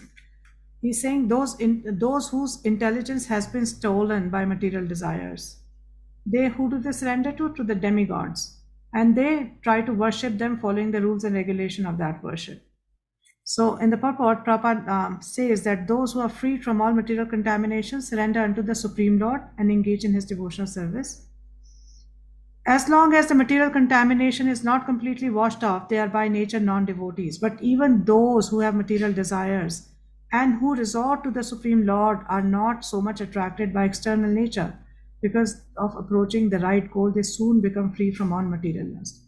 So someone may approach Krishna out of some material desires.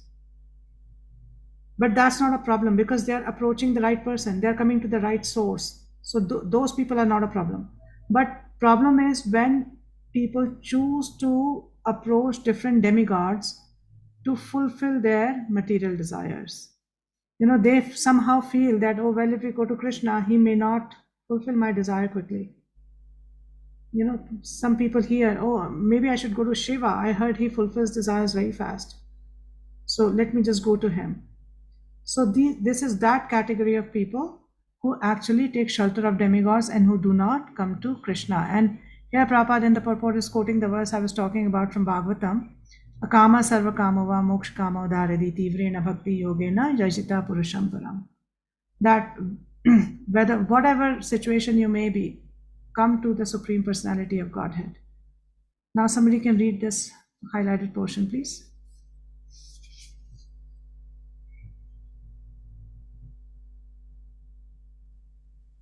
Less intelligent people who have lost their spiritual sense take shelter of demigods for immediate fulfillment of material desires. Generally, such people do not go to the Supreme Personality of Godhead because they are in the lower modes of nature, ignorance and passion, and therefore worship various demigods. Following the rules and regulations of worship, they are satisfied. The worshippers of demigods are motivated by small desires and do not know how to reach the supreme goal. But a devotee of the Supreme Lord is not misguided because in Vedic literature there are recommendations for worshipping different gods for different purposes. For example, a diseased man is recommended to worship the sun. Those who are not devotees of Lord think that for certain purposes demigods are better than the Supreme Lord. But a pure devotee knows that the Supreme Lord Krishna is the master of all. In the Chaitanya Charitamrita Adi Leela 5.142, it is said, Ekale Ishvara Krishna Para Shobha Bhritya. Only the Supreme Personality of Godhead, Krishna, is master and all others are servants. Therefore, a pure devotee never goes to demigods for satisfaction of his material needs. He depends on the Supreme Lord, and the pure devotee is satisfied with whatever he gives. Thank you.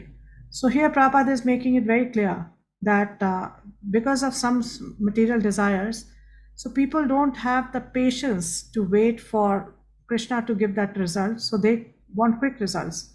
So they go to these demigods. And also different modes. There are different modes governing different people. People in lower modes find it very difficult to surrender to Krishna, who's transcendental. So They find it easier to place their faith in demigods. So they go there. So Prabhupada is saying that actually they are very foolish. They are considered as less intelligent because they are hankering after temporary results. What can demigods give them? Temporary results. And that's what they're hankering for. And they are going for temporary benefits and not going to Krishna, who can give them permanent eternal benefit, because they're so foolish and they are so impatient that they want quick results, quick fulfillment of their desires. So they don't approach Krishna. In 21, he's talking more about such people. Yo yo yam yam tanum bhakta shraddha yarchitum ichchati tasya chalam shraddham tam eva vidadhamiham.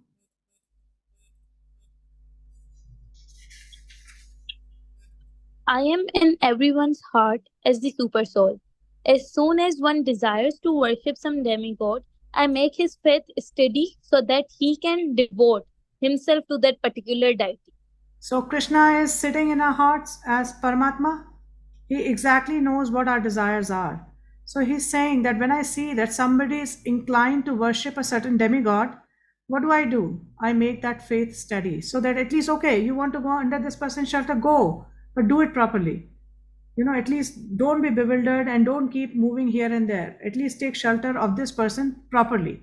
So that's why Krishna makes his face steady. And it's a very beautiful purport. Prabhupada gives a very beautiful purport, something that we were also discussing about free will. He does talk about that also. So somebody read it, please. God has given independence to everyone.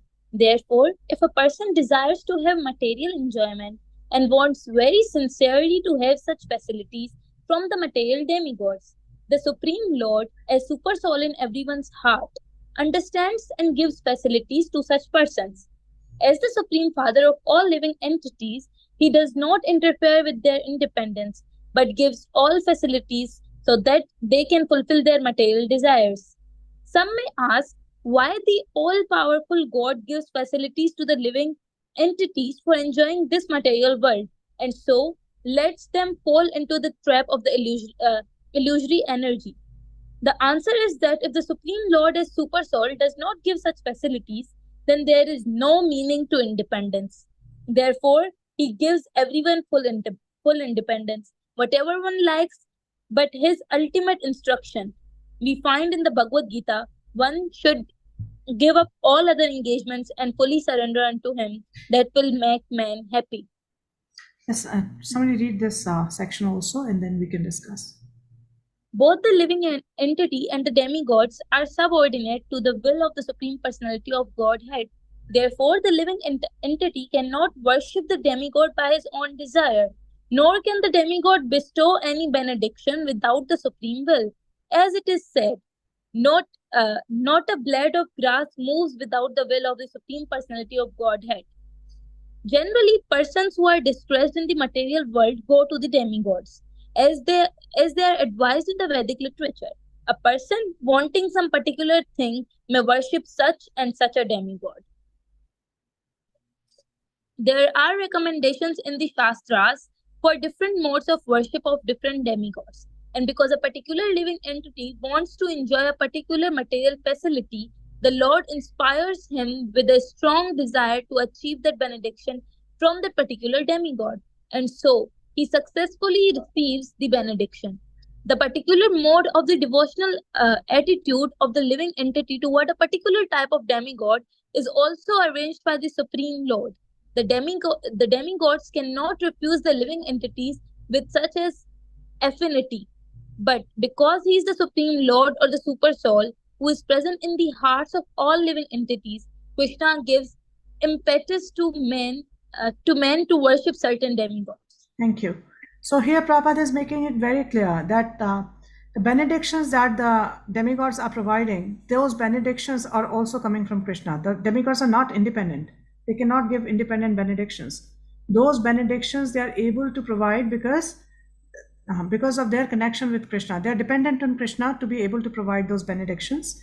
And also for the worshipper of a demigod, Krishna is sitting in their heart and he sees that, okay, this particular person has this material desire and he wants to approach this particular demigod to fulfill that desire. So Krishna sitting in the heart actually strengthens or makes that desire strong, so that that person can at least go and take shelter of that particular demigod and achieve the result he wants to. So Krishna is saying that actually nobody is independent. They're all dependent on me. Whether the faith that is there in their heart, that faith is also given by me. And the benedictions that are being provided are also provided by me. But through the demigods, not through me directly. Okay? 22. Sataya shradaya yuktas tasyaradhanam ihate labate cha tata kaman maye vihitam hitan.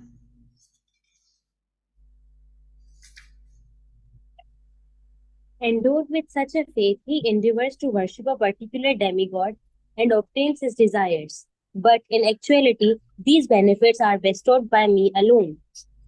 Read the purport also. The demigods cannot award benedictions to their devotees without the permission of the Supreme Lord. The living entity may forget that everything is the property of the Supreme Lord, but the demigods do not forget. So the worship of demigods and achievement of desired results are due not to the demigods but to the Supreme Personality of Godhead by arrangement. The less intelligent living entity does not know this, and therefore he foolishly goes to the demigods for some benefit. But the pure devotee, when in need of something, prays only to the Supreme Lord. A living entity goes to the demigods usually because he is mad to fulfill his lust. This happens when something undue is desired by the living entity and the Lord himself does not fulfill the desire. In the Chaitanya Charitamrita, it is said that one who worships the Supreme Lord and at the same time desires material enjoyment is contradictory in his desires. Devotional service to the Supreme Lord and the worship of a demigod cannot be on the same platform, because worship of a demigod is material and devotional service to the Supreme Lord is completely spiritual.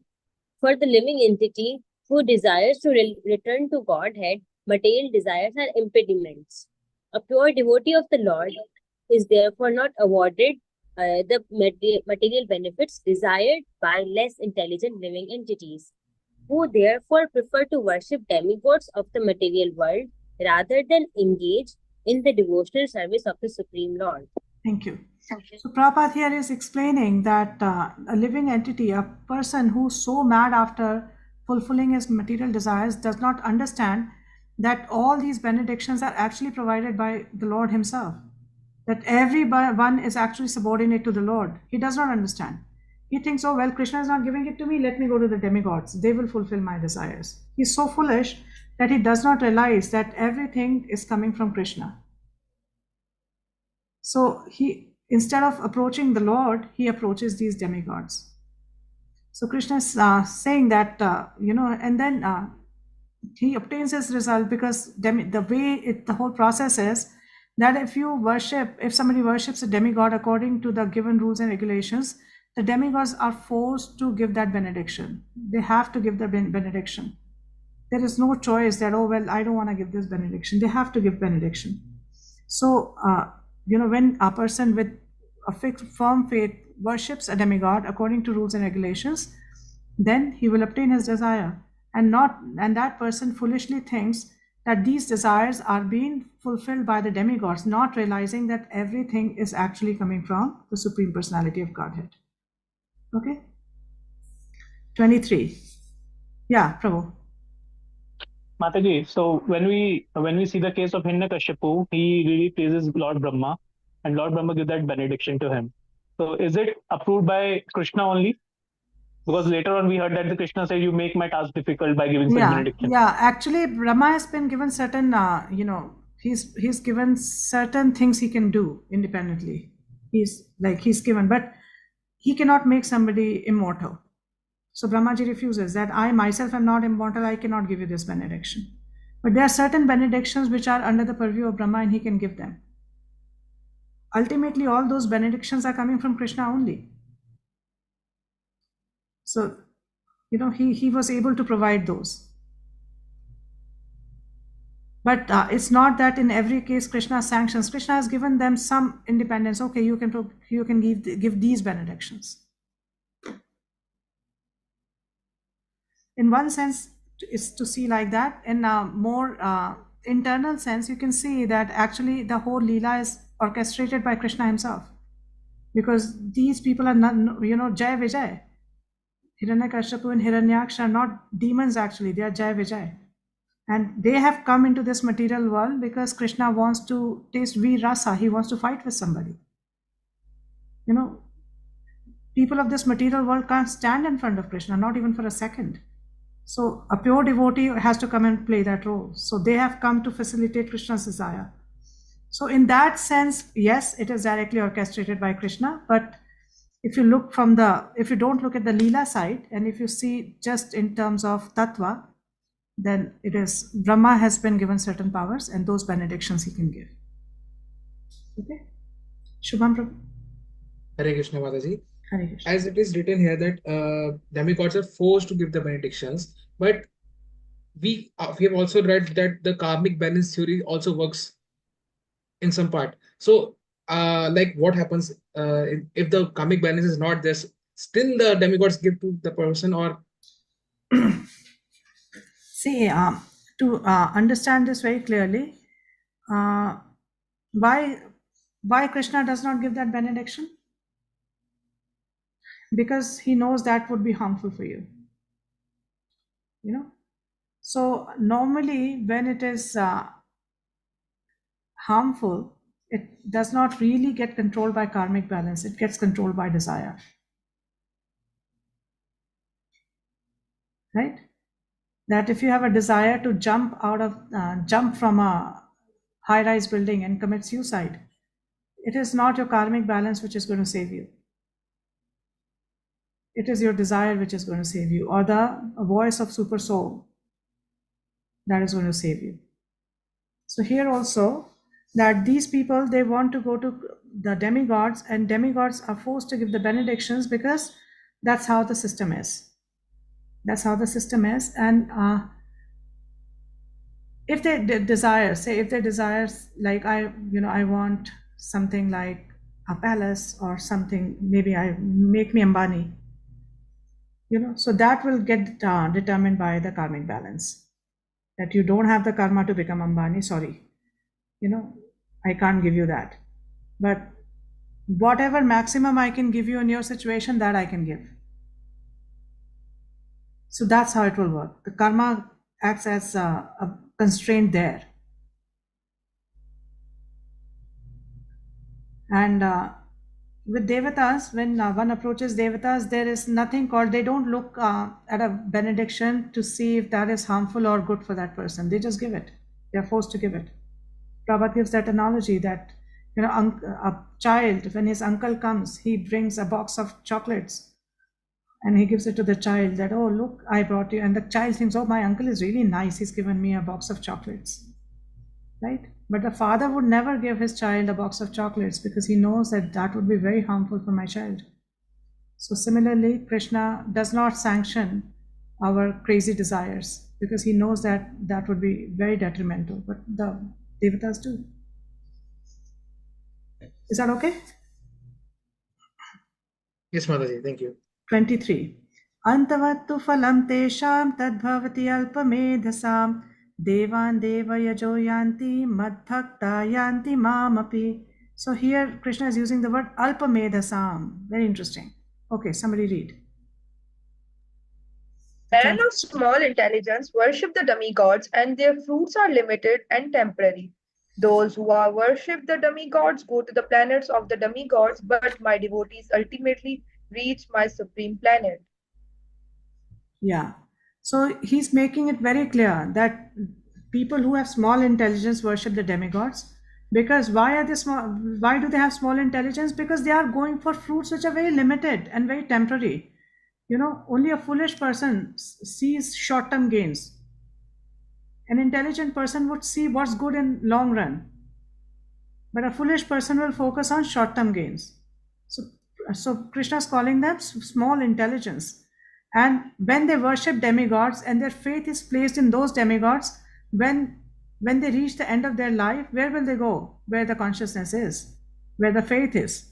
The faith is in the demigods, the consciousness is in the demigods. They will go to that planet. They will not go to Krishna's planet. They will go to that demigod's planet. So Prabhupada in this purport, I'll just explain this. So Prabhupada in this purport says that some people say that whether you worship Krishna or you worship whoever, ultimately everyone is going to the same place. So Prabhupada is saying that Krishna is making it very clear that worshipper of sun will go to sun planet, worshipper of moon will go to moon planet, worshipper of Indra will go to Indra's planet, and my worshipper will come to me.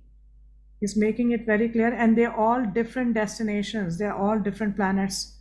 The planets of the demigods are in the material world, and Krishna's planet is outside the purview of material world. It's a spiritual planet.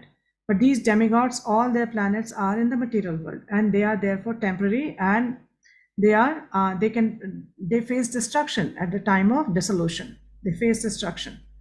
So Prabhupada is saying that here the point may be raised that if demigods are different parts of the body of the Supreme Lord, then the same end should be achieved by worshipping them. They are all parts and parcels of Krishna. So why worshipping them does not give the same result? So Prabhupada explains, however, worshippers of the demigods are less intelligent because they don't know to what part of the body food must be supplied. So very beautiful argument Prabhupada is giving, that in a tree when you water, if you water some leaves and leaf, is the tree going to survive? No, the water has to be given to the root. So similarly, the root is what? Root is Krishna. If you don't worship Krishna, how can you expect that you will end up with that result? You'll end up in Krishna's planet. You are worshipping demigods who are part and parcels of him, who are his limbs.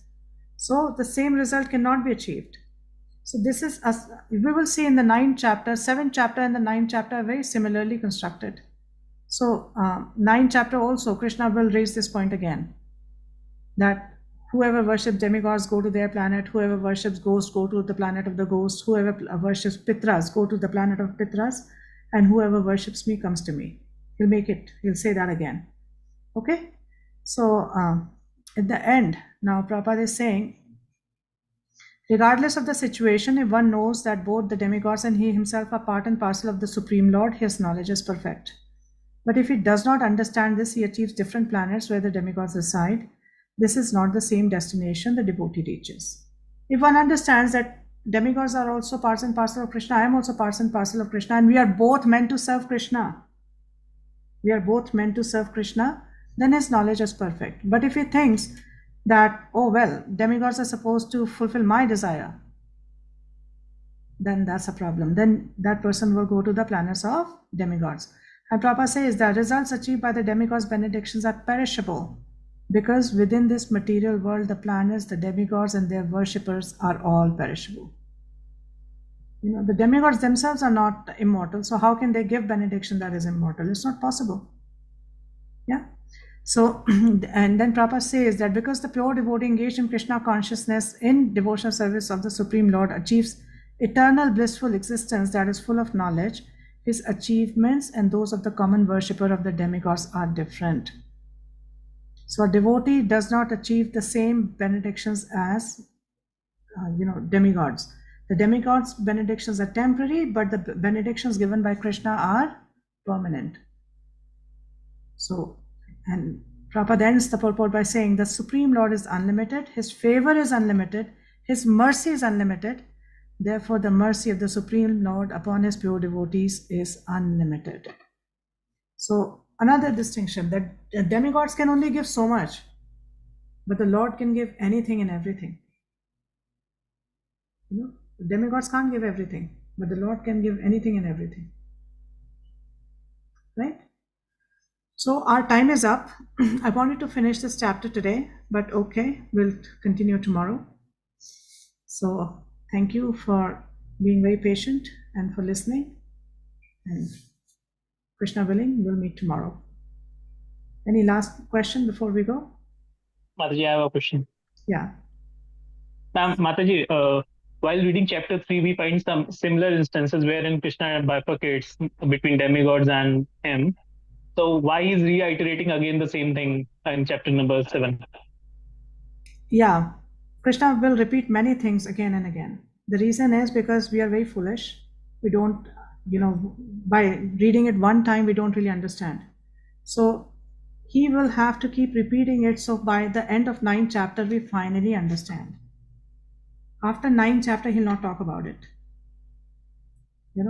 So he will repeat and many things, like he'll from the beginning, from the second, in the 2nd chapter, and then from the 6th chapter, everywhere he'll start saying that surrender unto me.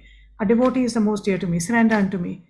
And that's the last instruction also, surrender unto me. But do we still understand? We still don't understand. So Prabhupada says that whatever is important needs to be repeated.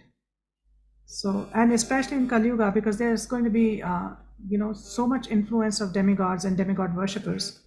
It is very important that we get it straight. And sometimes in the lives of devotees also, when a lot of distress comes, they start losing faith in Krishna, and they think that maybe I should go to some demigod, maybe I should worship some demigod, maybe I should get Mahamrityunjay part done, maybe I should take shelter of Shitla Devi because I have this chicken pox. So this happens with devotees also. So that is why Prabhupada is and Krishna are repeating it again and again, so that we understand we only take shelter of Krishna and his pure devotees in our Acharya Parampara, nobody else. Okay? Yes. All right. Thank you very much. Hare Krishna. All glories to Srila Thank you Prabhupada. so much, Mataji. All Hare glories. Krishna. Hare Krishna, Pranam. Mataji. Thank you so much. Krishna, Pranam to all devotees. Hare Krishna, Rani. Hare Krishna, Rani. Hare Krishna to all. Hare Krishna Mataji. Pranam.